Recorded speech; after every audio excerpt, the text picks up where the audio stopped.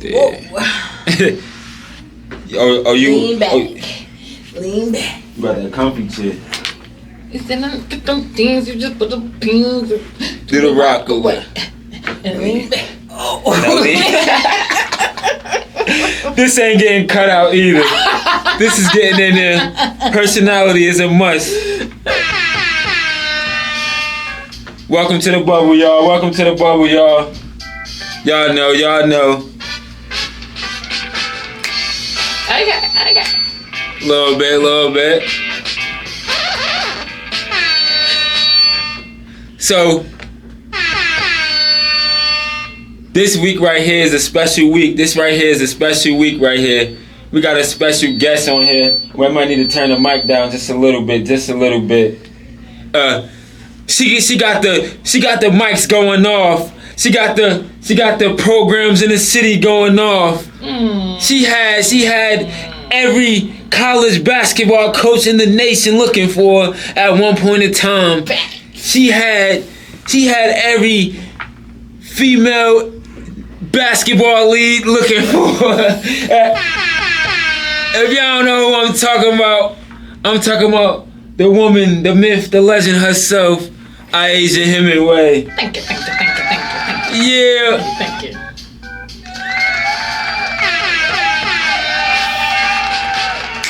One more time.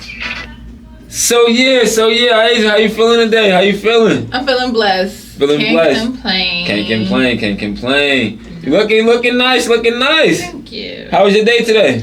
It was actually good.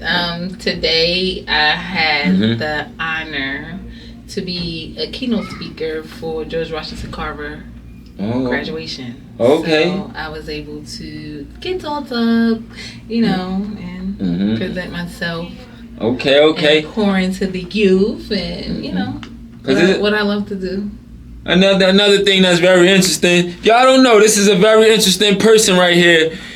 We about to get to it though. We ain't skipping over nothing though.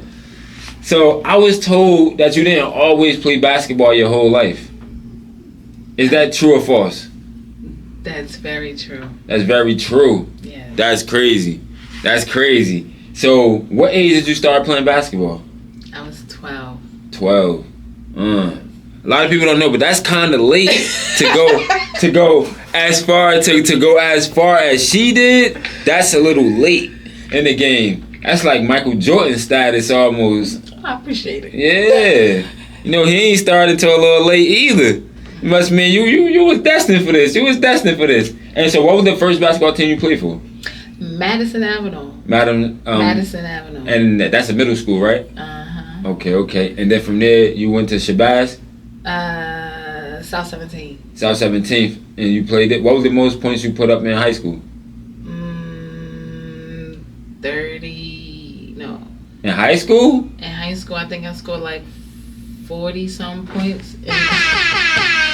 We ain't even about to act like she ain't just say 40 points. 40 points is crazy. I was so mad. It was my senior year, and it was the All-Star game, and I wasn't able to compete in the state championship. They took it away from us, but I was I was good, and the year before I got Player of the Year. I was still. Shout out to Player of the Year. I was still able to play in a game, and because I couldn't win another state championship, I went crazy that day. I was like, oh, y'all not gonna let me go to the States, but y'all gonna get this 40 point. Sound like she didn't pass the ball to nobody. She said, I'm not passing it today. And it wasn't today is all about me. See y'all tomorrow. It wasn't even with my team. It was all the top players in the state that was seniors. Oh. So we always playing with each other. Like in one of them McDonald basketball games? But it was a state okay. all-star game. So everybody in the state that was seniors, that was top. Wait, she over here flexing on me. I wasn't that bad at basketball either. I went to Chicago. I ain't knew nothing she did. I never scored 40 points before. But I ain't gonna hold you. But this about her. It ain't about me. It ain't about me. Funny. Yeah, that's about 40. In a regular season game, I don't think I scored that many, only because I had a team. Oh, yeah. So when it came to like regular, it was more like double, triple-double. Oh, okay. Oh, you had a triple double. She had a triple doubles. You remember that when she was on FanDuel, would have made some money. Would have made. If that was relevant back then, it would have been going up. What? Sky's the limit. So after that, you went to high school straight. Yep. I did a little research on you. They said you went to Shabazz. I did. That was the only high school you went to? Only high school. They wasn't letting you go. they wasn't letting them go. It was ranked. My freshman year, we just won. My 8th grade year, we won. My 8th grade year, like I was on a team. My 8th grade year, Shabazz won the state championship. I'm about to ask you, they brought you in the 8th grade, and I was around because they was recruiting me. And Mattie Algervon, she was a junior, and I looked up to her. Yeah, she was the first. She was the first to do it. Like she kind of set the blueprint. Shout out to her. What's her name one more time? Mattie Algervon. Mattie Algervon. Yeah, she was our point guard. And my freshman year was her senior year, and I just wanted to play with her.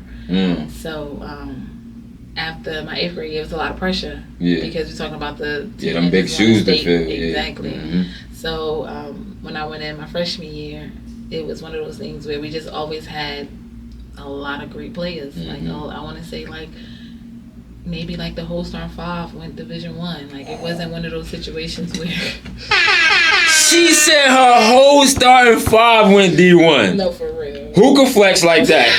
Let me know. Comment in the comments. Hit me on Instagram or what. If your whole starting 5 went D1, hit me up. We got you next. This is about her right now though. Dang. So yeah, I was walking into a team that was already established, well known, put together, and I just wanted to be a part of it. Like the chemistry, the family that they were building, it was just. You feel like you feel like the organization was a great organization. It was bigger than just like the players and things like that. I think the players made the organization. Okay. A lot of people don't understand. Don't get me wrong. Coach Watson was an amazing coach. Like you go to the school now, that's her court. She signed it. That's her. That's her. Thanks.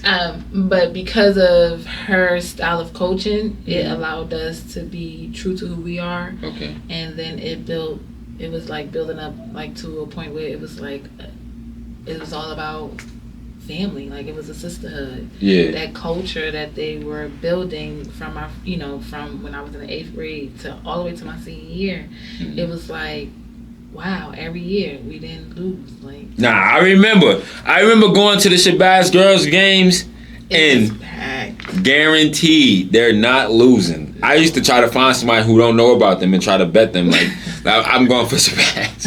Who you going for? So yeah, my high school career was probably the best career in reference to my whole career. My whole basketball career. Only because it was fun. It didn't have anything to do with politics. And I just started falling in love with it. I picked up a ball at 12, and I was an All-American at 16. So I didn't really... All-American. I should be just trying to slip that in there. All-American at 16. It was new for me because, like you said, like I didn't play basketball all my life. I was a cheerleader. Oh, okay. I had cheerlead, and when I never forget, Coach Williams from Madison was like, "You too tall to be a cheerleader. All you're gonna do is be holding people up, blah blah blah blah blah." He was like, "You need to come and try out for the basketball." And when I went, I enjoyed playing basketball because I was able to beat up on the boys. Because back in the day, 5th, 6th grade, I was like, "Oh, this is fun." I was pretty strong, but I didn't realize it. So I was just playing for fun at first. Not really taking it serious. Went out there, put up some buckets. I couldn't score. I couldn't make a layup. I was just grabbing rebounds and playing blocking shots and playing defense. That's all I knew. That's all I knew. That's fire though. That's fire. So basketball wasn't really something I was like, oh, I want to start. Like this is my love. Like. So do you feel like it was that coach right there that got you into basketball, or was it anybody else that was like, you should play a little basketball? Or That's a great question. So Mr. Williams introduced me to basketball. Okay, Mr. Williams. And that was my. Shout out to Mr. Williams. Shout out to Mr. Williams. But my father, and I Okay. call him all the time. That's my bonus dad, and I wear him on my neck because he passed away. Okay. He was a basketball junkie, Okay. and he stayed in the gym. So when I picked up a ball, he was like, "If you're serious about it, we're gonna take this thing to the next level." I didn't know what that meant, and because he loved basketball, and I was dealing with. Back then, I didn't know that it was the case, but looking back at it, I realized I picked up a ball and I really fell in love with it because of my bonus dad. And and he Look for that one. Yeah. And he basically said, if you're going to take this thing serious, like, I got you. And sure enough, I didn't miss a day. He was like, you a late bloomer, so what you gonna do? And my dad was a Hall of Famer. Like, he was a Hall of Fame in Stockton. So when it comes to just developing players. Oh, he a baller. Oh no, he's like. I was gonna ask you about the rest of the family. He's a basketball god. Y'all know who we got in here today. So, y'all know who we got in here today. So he's the basketball, like, not just me, not just my little brother, but he has a lot of guys who he coached before I even picked up a basketball that really, took it to the next level. Facts. The way my father poured into the youth, the way my father poured into this community is why I believe I'm still here. And what's his name? George Briscoe.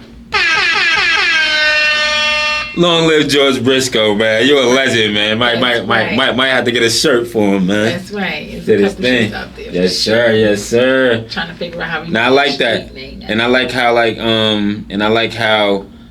how he really poured into you and said, "All right, this is what you want to do. I'm backing you 100%." And never look back. That's fire. Never look back. That's fire. No. And so.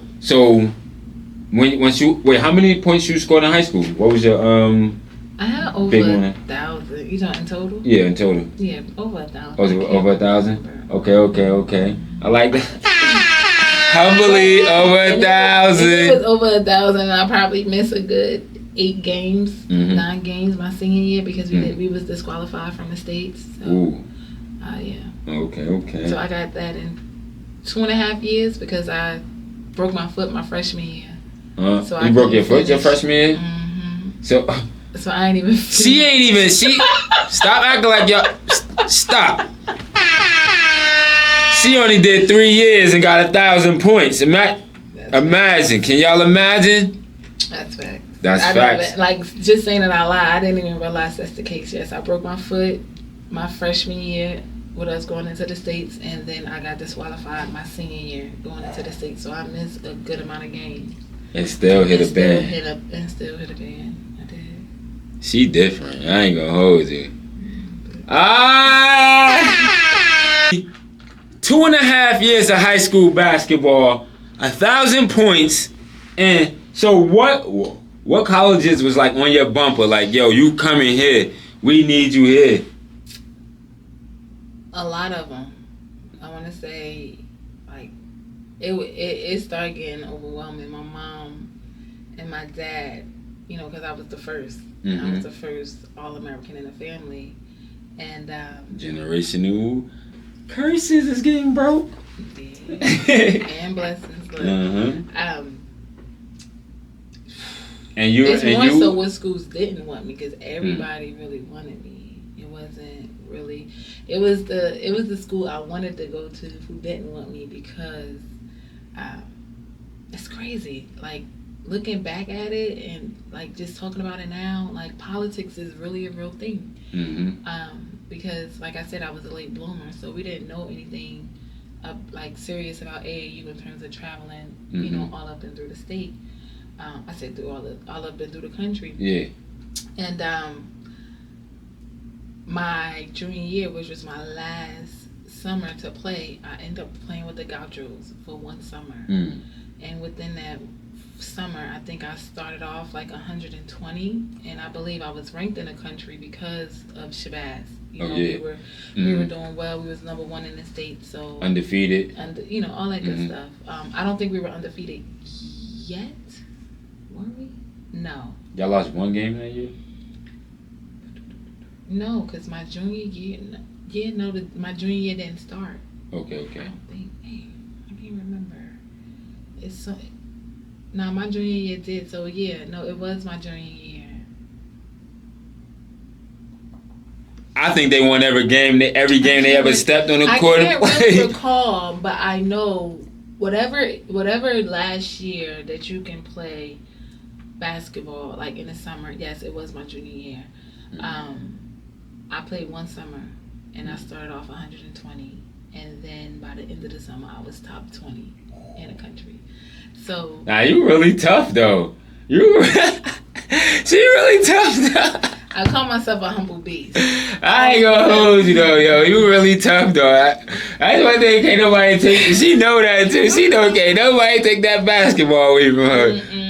That's one thing. And I was top 15 for a while. I was top 15 in the middle of the summer, and then I got comfortable because I started getting excited. And my coach, Coach Walt, man, he opened his arms to me as if. And that was just like your summer coach or AAU coach for the Gauchos, and he was like, "Nah, go do your thing, like go play, like whatever you want to do, like just make it happen." And at the time, I was an undersized post, and he was calling me Baby Barkley. And he was trying to get me from out of the post, but I was so comfortable there. You know what I mean? Talking about somebody who picked up the ball at 12 and at 16. I'm comfortable. I'm finally getting a rhythm. So it was hard for me to kind of get out of my comfort zone. And in the midst of that, I wanted to go to Maryland. So I was top 20 in the country. You was gonna go to Howard? I wanted to go to Maryland. Yeah. What school was that? Down in Maryland? Okay. They was in the ACC. I wanted to go there. My father, and I was ranked top 20 in the country, but I was top 5 in my position. Ooh. So being that I was so they ranking you with guards and everything. Everything. Okay. In the top 20, but when it came to the positions, I was like, I think top 5. I don't know if I was 3.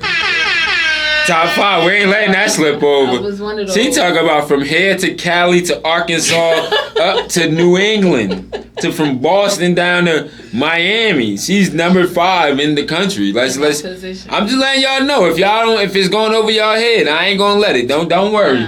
So the girls that was ranked before me was going to the Maryland, the UConn. Okay. Back then. And UConn is in Connecticut, right? Connecticut. And I was a little jealous because those were the IT schools.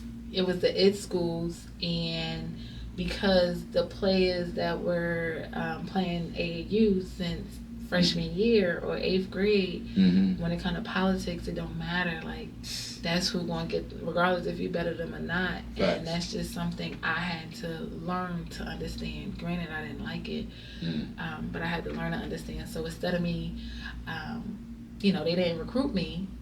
Maryland didn't recruit me because it had another girl that was in my position who was ranked before me.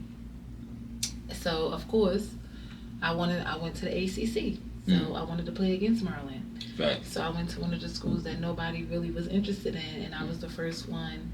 I was the first All-American to commit to Georgia Tech. First All-American at Georgia Tech. Atlanta had something in store for him that year. I was the first one to commit. And then Alex, one of my good friends, Alex, she came right after me, and we both was ranked in the country. So and what position she played? She played guard. Okay. So me and Alex was on a mission because neither one of us got picked for the All-American game, the McDonald's All-American. I did play in a Nike All-American game, so we both was players that came from nice neighborhoods. If you know, you know. You know.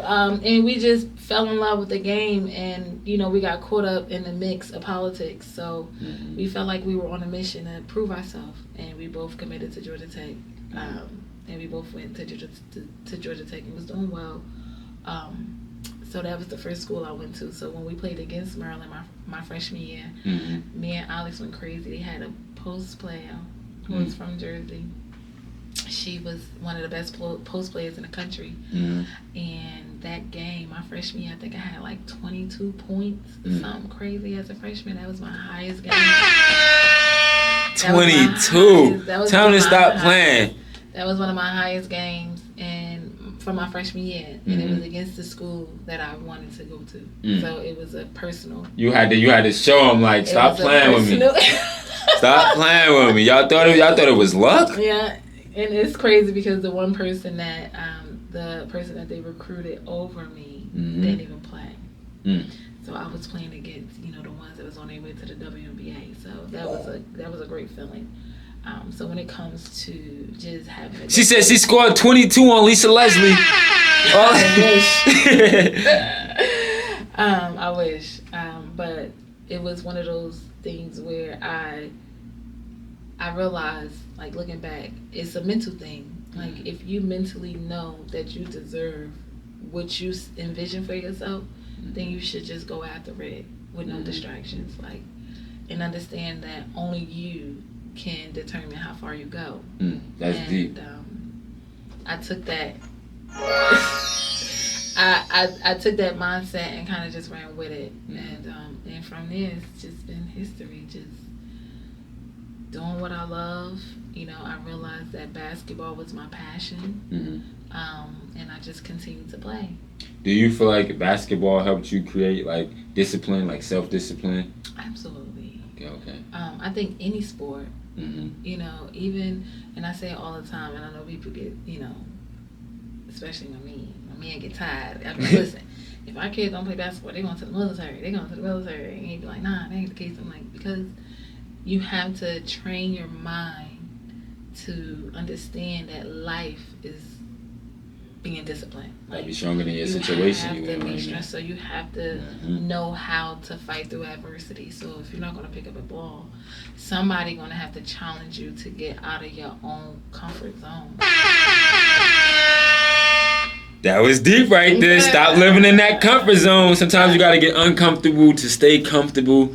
And to do what you don't want to do, to do what you want to do, sometimes you got to do what you don't want to do. Yeah, and I still live that to this day. Like, today was my first time doing a keynote speaking. I wrote this whole speech out, and in the midst of me doing a keynote, I was nervous. But regardless if you're nervous or not, you have to step out of your comfort zone to do something different, especially when it comes to pouring into others. So when from when I played basketball to now being a keynote speaker, I would have never thought like this one time may open doors for me to do keynote speaking for others, for other schools. So it's like, how would you know if you don't make the necessary steps? Or how would you know if you constantly say no? That's true, and I ain't gonna lie. You, after hearing this story, you could definitely be a motivational speaker. Every high school in Newark should want a Shabazz All-American to come talk to they girls. I appreciate that. You could be like the female Wallow.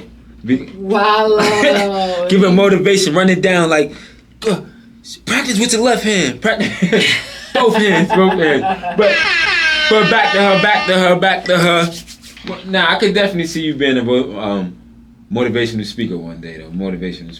Thank you. I wouldn't mind that either. Only because it's needed, and because of my story and the things I had to overcome and all the obstacles that I had to, fight through. It's like, why not give back? And you're somebody that they can relate to from the same place. That part. And I think that's why God brought me back home, because I traveled all across the globe. I know people in Australia. If I wanted to leave. Oh, whoa, we're getting there. We're getting there. So, did you win any championships in college? I didn't. You didn't? I didn't. Not one. I went to the NCAA twice with Georgia Tech, and I went to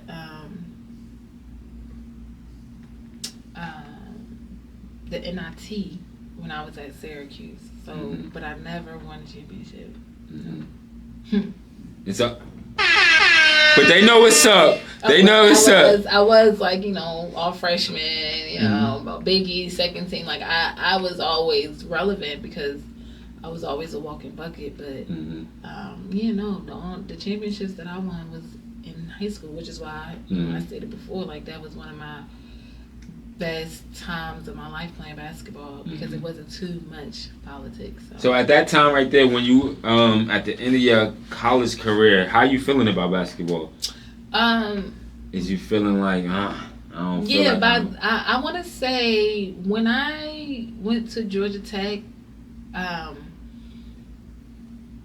after my freshman year, I want to say I kind of fell out of love with basketball.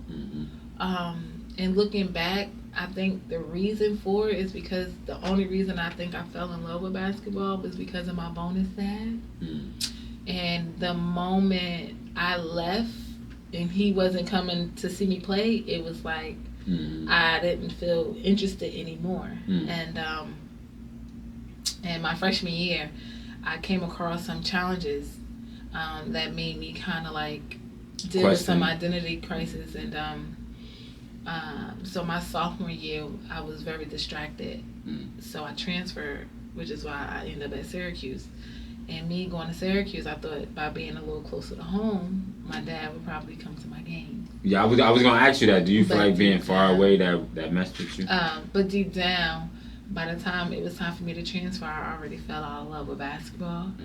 And I decided to go to Syracuse, not even realizing it because of my brother. My brother wanted to play, and Syracuse boys was really good.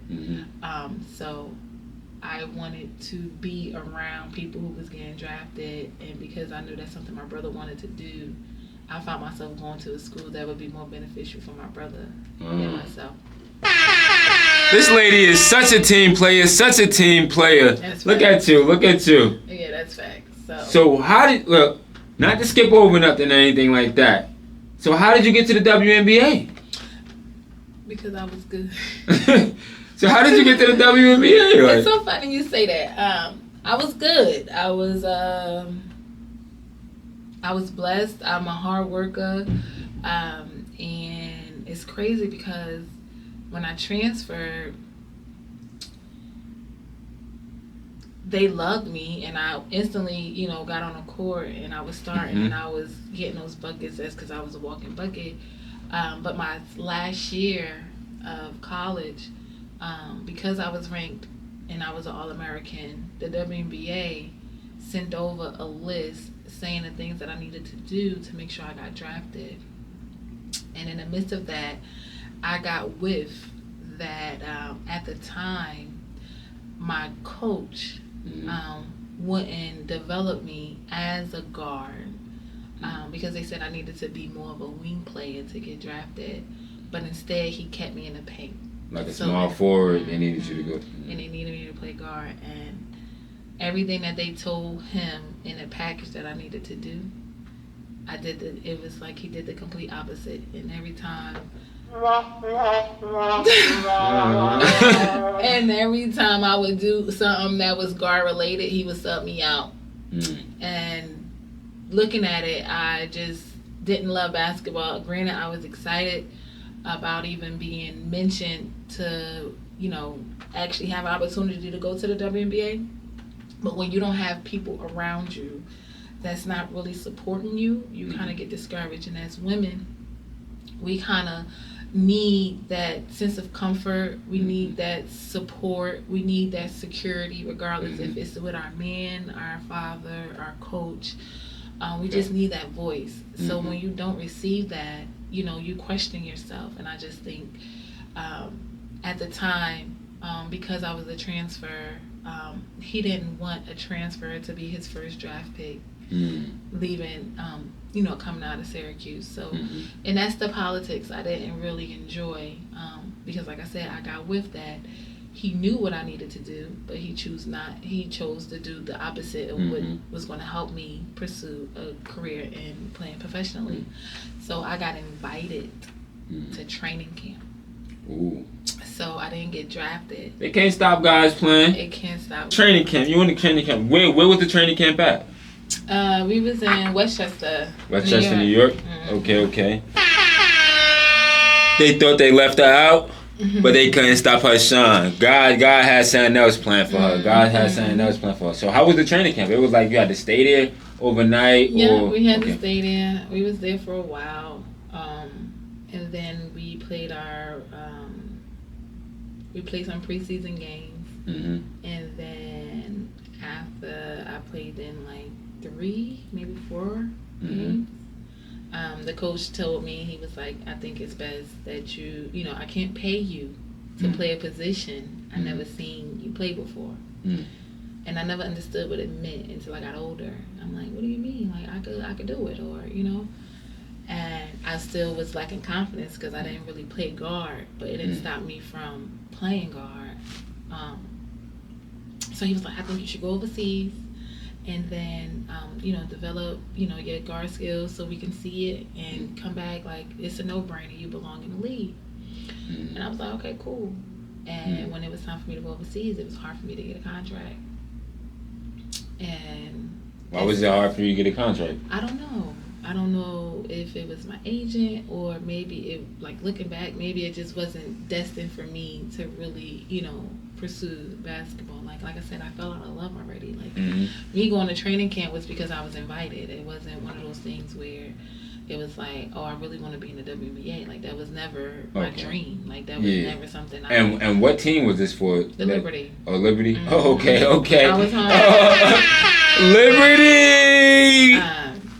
So it was like, all right, cool. Like, I went overseas only because I wanted to experience it and know what that looks like. But once the politics start really hitting the core root of basketball, I was already done. So it didn't take me but one season. Like, when it was time for me to come back home to try out for the WNBA, I quit. I was like, man, I don't care about this. I'm a chill on this. And at the time, because of the politics and I wasn't making no money overseas, it was like, you really got to be over there if you really, like, now it's different compared to when I was in school. Like, you really have to go overseas and know, like, you have to love it to be there. Like, regardless, like, the money wasn't cool, not for me at the time, because, like, I wasn't at a UConn, I wasn't at Maryland, I didn't have the right resources around me to kind of support me through the process to make sure I got the love I deserved because I was good. And I was like, I'm not working my way up. Like, I did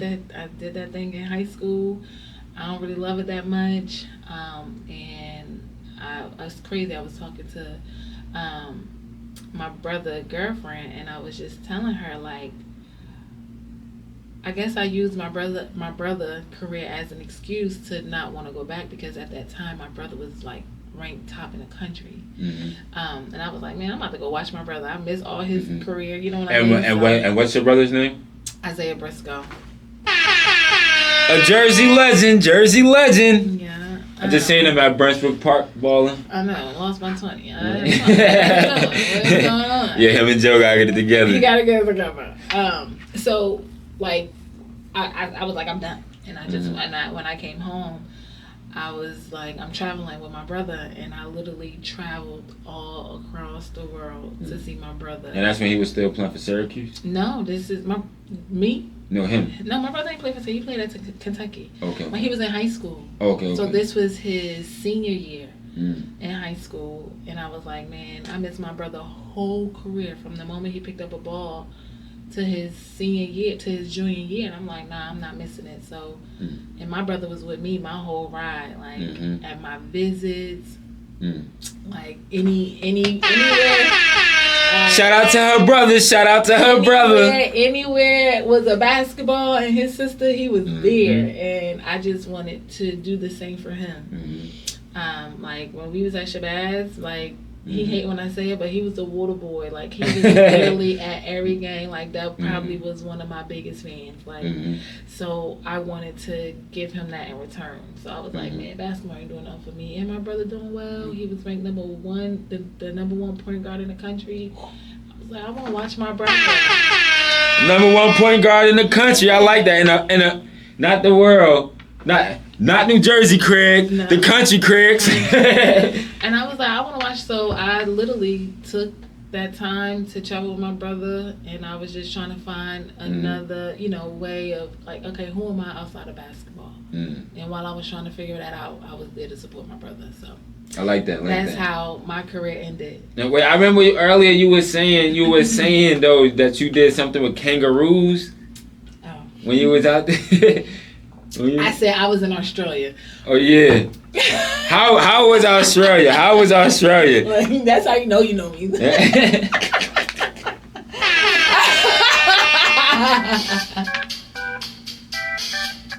Back to business.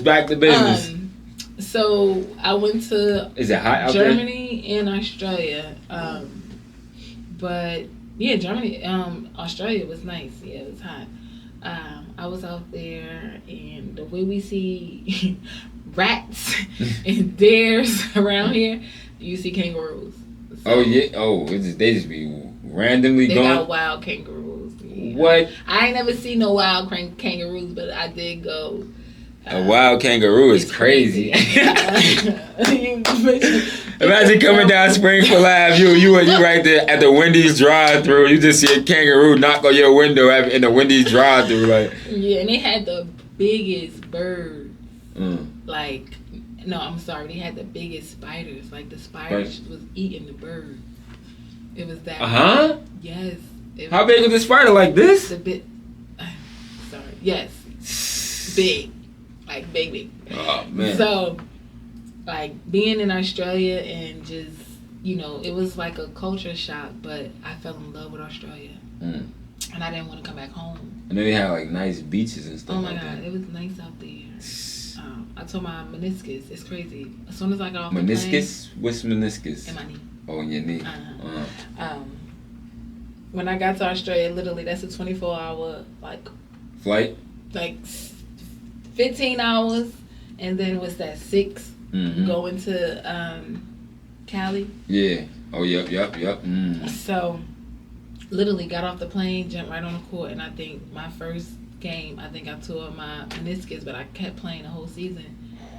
Yeah, something wrong with me. I don't know what was wrong with me back then. You kept playing the whole season? Dedication. She had a sprung knee. I was jet lagged on the court. Yeah, I was still playing, still getting buckets, and when it was time for us to be in the playoffs, that's when my knee started swelling up. But football players play with torn meniscus all the time. Like that ain't, that's regular. But as a woman, that ain't. Yeah, that's I ain't wanna say nothing like that. But I didn't know. Yeah. I just knew something wasn't right. But I really wanted to play. So, but Australia was definitely probably my favorite place to play, and I say all the time, like if I was to move anywhere, I would move to Australia for sure. So it was nice like that. I love Australia. What kind of food do they eat out there? That's what I was gonna ask. It's Americanized. It's American? Like they got McDonald's, KFC. Do they got soul food though? Nah, I would have brought my own soul. I bet that. But I'm about to say, do they got yams out there? Nah, mac and cheese? They do got mac and stuff, but it ain't like. It ain't like. Okay. Yeah. And I like that though. So another question: when you was out there in Australia, was you like homesick a lot? No. No? I've never been homesick. Never? Oh, I was going to ask you that too about when you first went to Georgia Tech. Was you like homesick then? I have family in Georgia? Okay. That's great. That's a great thing. And my mother was coming down. Like she was catching flights like they were buses. Oh yeah, she ain't playing about her baby. I could tell.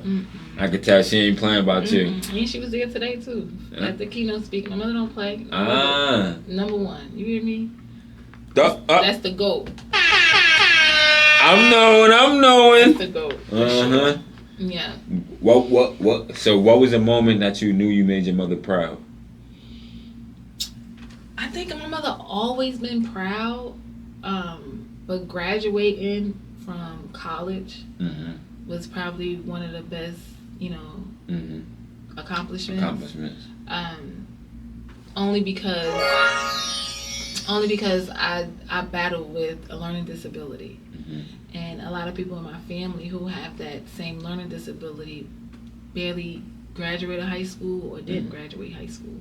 And you took it to college. And I took it to college. So knowing that I had a learning disability and I had to fight through adversity, my mom was very proud of me. Granted, I didn't walk across the stage because it's all good. She breaking generational curses. Generational curses is being broke daily by daily. Yeah. Tell me stop playing with this queen right here, man. I missed my graduation, and it's crazy. The day of my graduation was the day I got cut from the Liberty. So I missed my graduation because I was at training camp with the Liberty. Yeah. Word. And you got cut that day? That same day. Oh my God. Like what? That's like a double-edged sword. I feel like that's been my life, literally double-edged sword all my life. Like if I could tell you half, but yeah, that was the case. Yeah. So what was your major in college? Communication. Communication. Okay. I like that. And what, like, you feel like you wasn't just like going hard at the Liberty, or you just like you was over it, so you were like, I was that's why you got over cut. it. Yeah. Like I was over it, and then I didn't like the politics. Like granted, I never played the guard position, but that don't take away from the fact that I was really good at basketball. You know what I mean?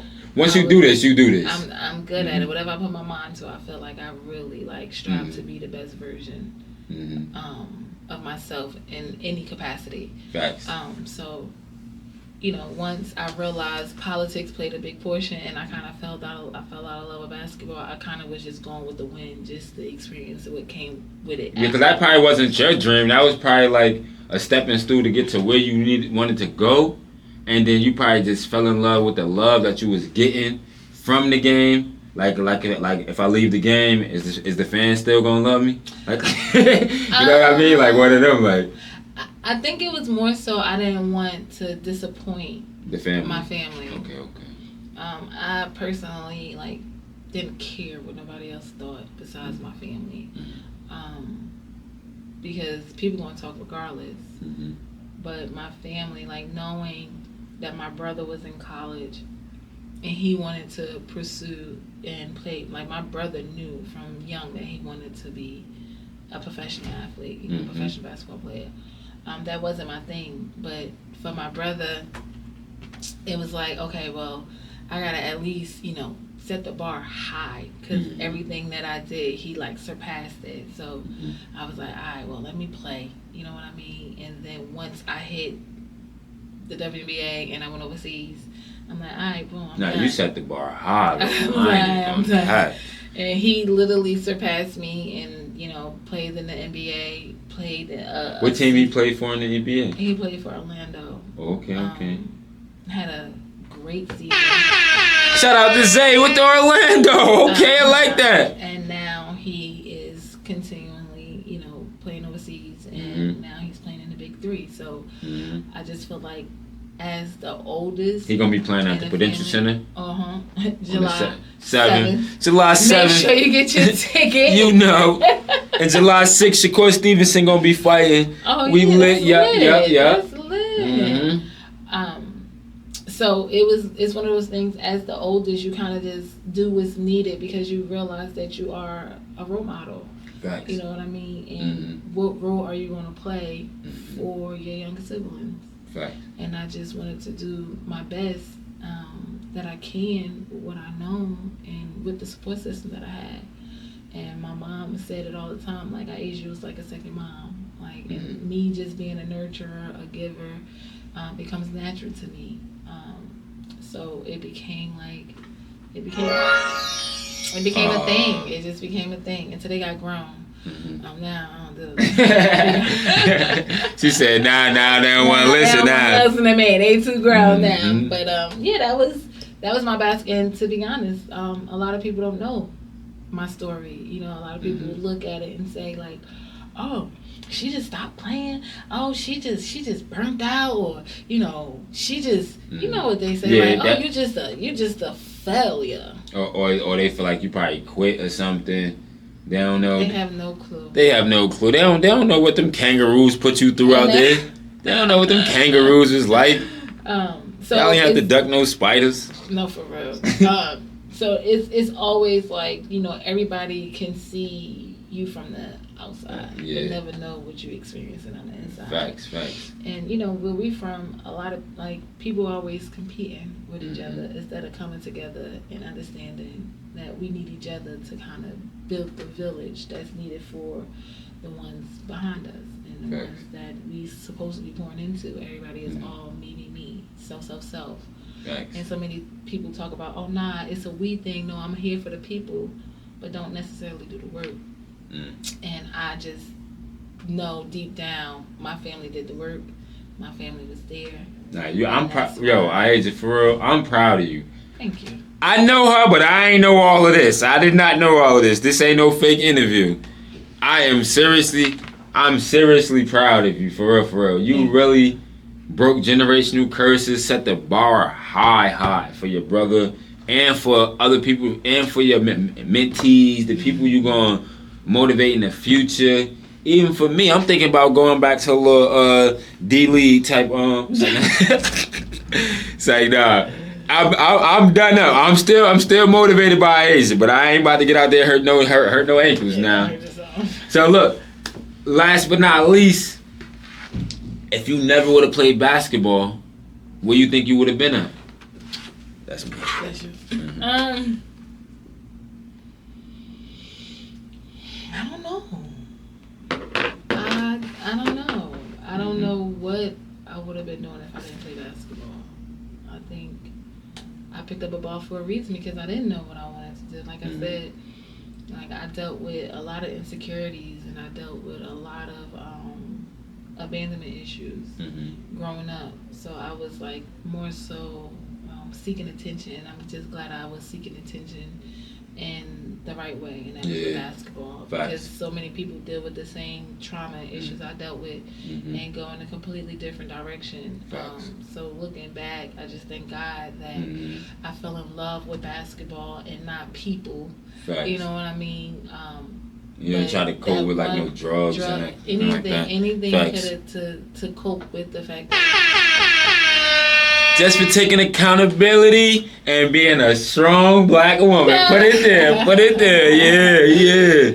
And it take a strong black woman to raise me. You know what I mean? Like I seen my mom, and she's a phenomenal woman. Like I seen her go through the most hell and back, facts. To figure it out for the family. And being the oldest, I watched her. You know what I mean? And her and my bonus dad made it work. And being the oldest, I just wanted to make them proud. So when it came to anything that they wanted or anything they needed, like I just tried to do my best. So like, yes, I was a people pleaser, but the people came from the ones that I actually love. So that's really like, I don't know. And I'm scared to even think about what I would have been doing if I didn't pick up a basketball. Being from Newark, you can get straight away really fast. Facts. And to know that I stayed true to what it is that God placed in my heart, and that was pursuing basketball. I'm glad I didn't give up. Facts. I allowed myself to kind of hang my shoes up when it was time for me to hang it up, and not because of how I was feeling or you know what, I'm making an excuse early on in my career about not wanting to play. Like my excuse came later on, and it had everything to do with my family. And I've always been very family oriented. It's not really, I wouldn't even really call that an excuse. I'm gonna just say it's not always quitting when you quit. If you quit when you ahead. Yeah, that's what I'm saying. I hung my shoes up. But I didn't have to hang my shoes up. Facts. Because I was really good. And you did your thing. You did your thing. Sometimes when you go around with people who don't come from where you come from, they don't understand how far you went. How far you went and how far you going when you do go back and then do all. So once again, like we say, you motivating people and things like that. So what are you doing nowadays? What's going on? What's your What's my life like now? Yeah, what's your life like now? So now I am the Director Hemingway. I am the Newark Youth One Stop Director. And And I have my own business. I'm an entrepreneur as well. I have my own massage business. And most of my clientele play in NFL. Oh, okay. So I specialize in sports massages. Being that I'm a retired athlete, I know exactly what their body needs. Surprisingly, she's on her way to being another millionaire. I'm surprised I ain't got too many NBA players. So if y'all listen, if y'all need y'all a massage therapist that know exactly what y'all body need, I am her. My massage is Lady I Massage Better. So if you're interested, please don't even hesitate. Social media, my website. Y'all know, hit her up on the gram. At Lady I Massage Better. Yes. And yeah, and I do a little training. I will be doing a little basketball coaching this year. Okay. Just to pour back and give back to the any schools do you know already you're gonna be I can't doing? say. Okay. But she signed the NDA. She can't say. I'm gonna definitely after the summer. Everybody's gonna know that I'll be back. Coaching. Okay. But yeah, that's what I do. I realized once my brother didn't need me no more. Once my brother kind of got to a place where I was like, okay, cool. Now I can kind of focus on exactly what it is I'm going to be doing long term. That was a transition for me. I started gaining weight. When you go from playing basketball and being privileged to now trying to figure it out, you could get lost. And I did get lost for a couple of seasons. But as long as you have faith in God, you will always bounce back. And in the midst of me bouncing back, she been low key dropping some gems on here. She been low key dropping some gems on y'all. Y'all gonna see though. Feel me?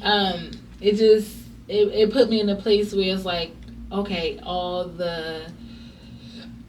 every job I had, every situation I've been in, it kind of developed me to be prepared for what you're going through now. Not facts. That I'm in now. Facts. But at the time, I didn't know what it was. But only God knows. And all I have to do is take the steps and trust that whatever it is that, I'm feeling, to know that He got my best interest at heart. And that's exactly what I did. Oh, I like that. She deep, right? She should be a poet or something. She give me poetry vibes, like Maya Angelou or something. I done forgot we was even doing the interview real fast. I'm all looking at you and stuff y'all probably damn, he locked in what she's saying. Word up. Nah, for real. You ever thought about being a therapist or something? You giving me Dr. Hemingway vibes. Dr. Hemingway. I am a therapist, but a massage therapist. But I did hear that before, that I should go into, therapy and helping others. I'm I don't mind, doing it. I have mentees that I pour into, and that's doing really well. But I never thought about actually going into and going back to school to do that. If I go back to school, it's more so for physical therapy. When it comes to that mental therapy, I ain't gonna lie, I still need a little help too. Anybody that know a good therapist out there, you know what I mean? I'm gonna take some lessons and take some classes for a little bit of therapeutic talks on here, man. It's important. It's important, and being where we're from, people don't realize how important it is to get therapy when you surrounded around the same situations and the same issues that you're dealing with. How y'all able to help each other? Y'all constantly. It's like what?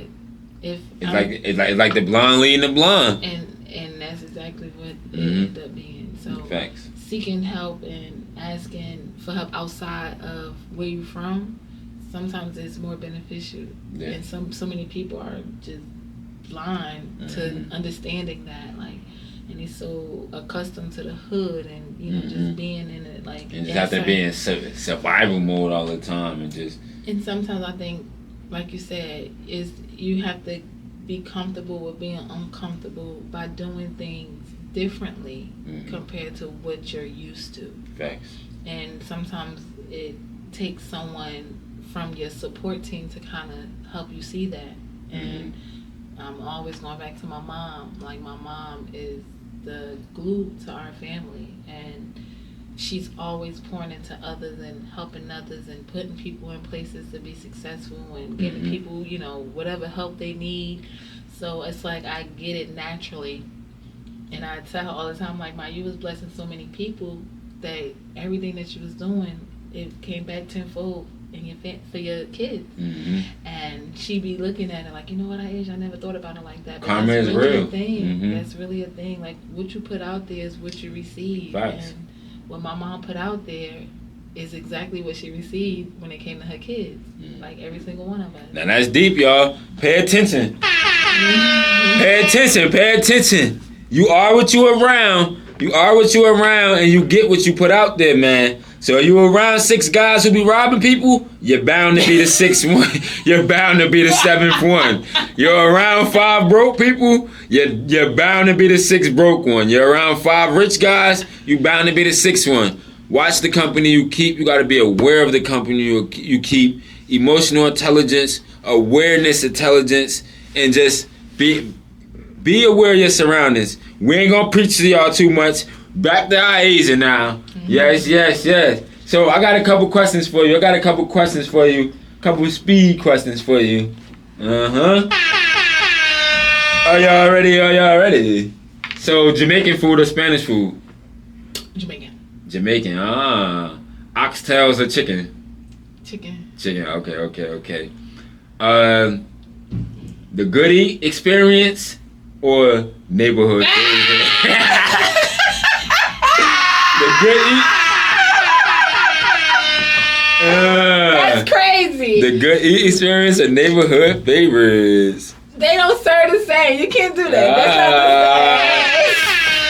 the same. She said I'm gonna take a shot. I'm gonna take a sip of water on that one. She said I'm gonna take a sip of water on that one. I can't. I love them both. Okay, y'all win that one.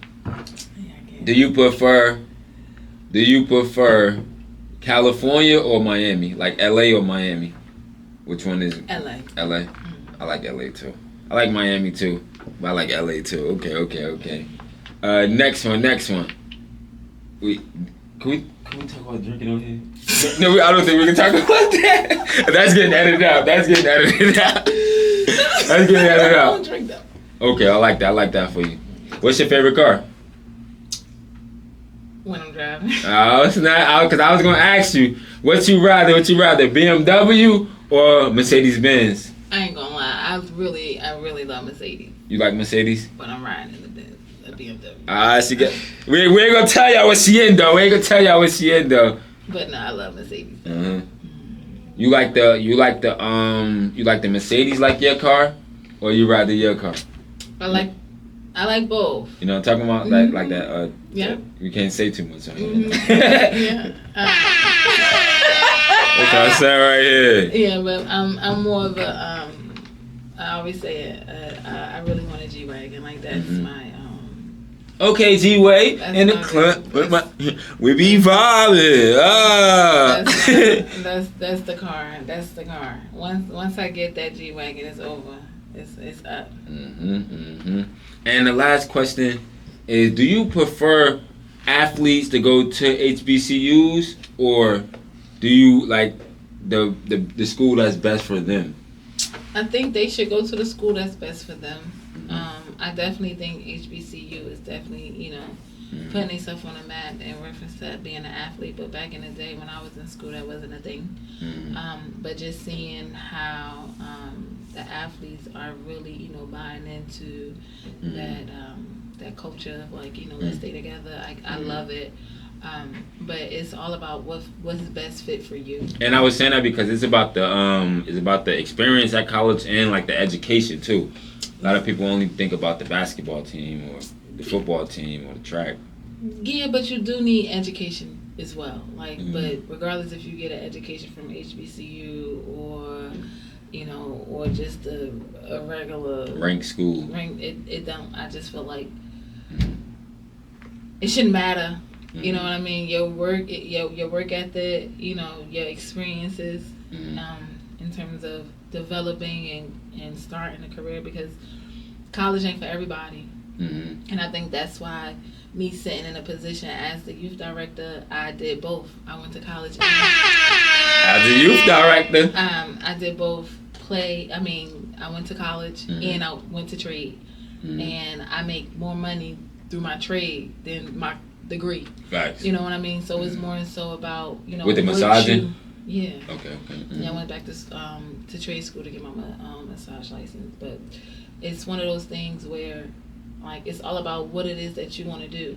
Like, college ain't for everybody. That's true. And if you are an athlete, you always want to go to the school that best fits you.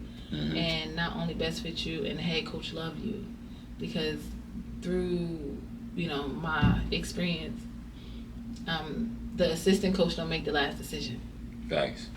So if an assistant coach is recruiting you and you don't hear from the head coach until it's close to signing because the head coach couldn't get who they really wanted, that's a little questionable. So just dropping some wisdom on those young athletes who's being recruited, just understand if you're not being recruited by the head coach, you're not that important.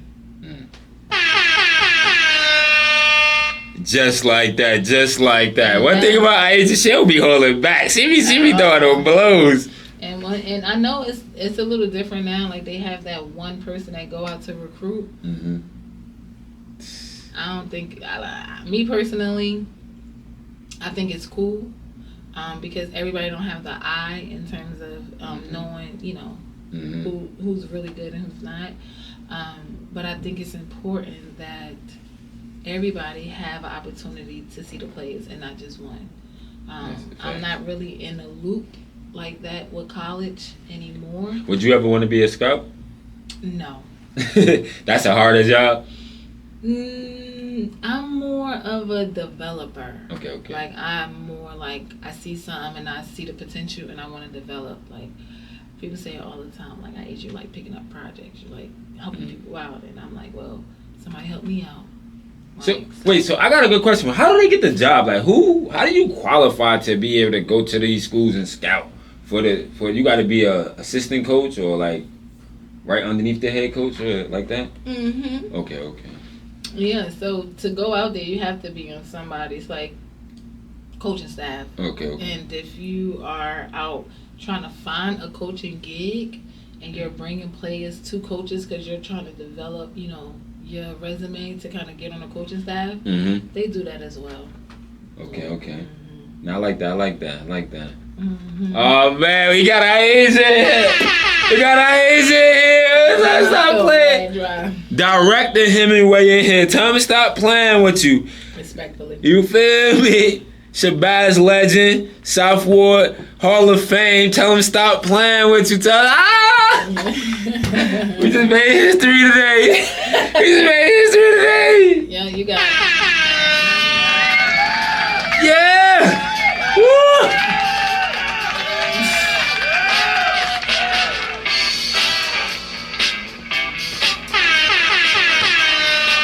Appreciate you, Iasia. Love you.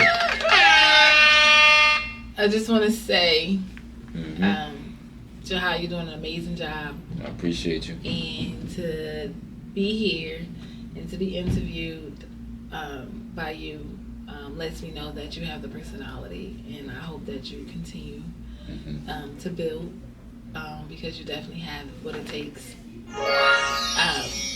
And in the midst, as the director, I challenged you in ways to kind of make you look outside of what you're used to, and I see you took that and you multiplied it, and you used it in a way that best fits you, and I could tell.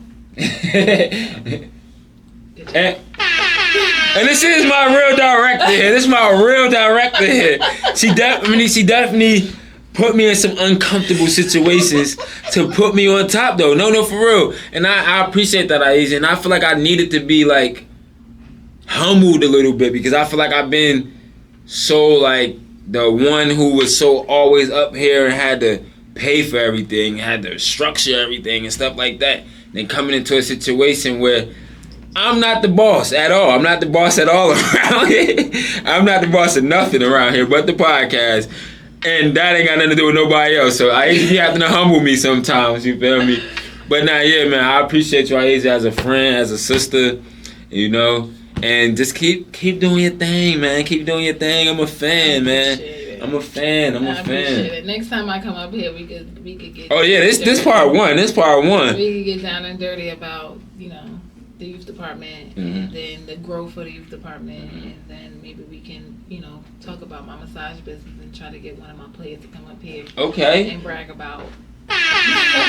Y'all hear what she talking about? But if you need your CDLs, you need your CNA, you trying to go to school to be a nurse, HVAC license, SORA license, anything, come down to 375, where it's always live. That's facts. And you trying to get your life together and survive? We are the plug.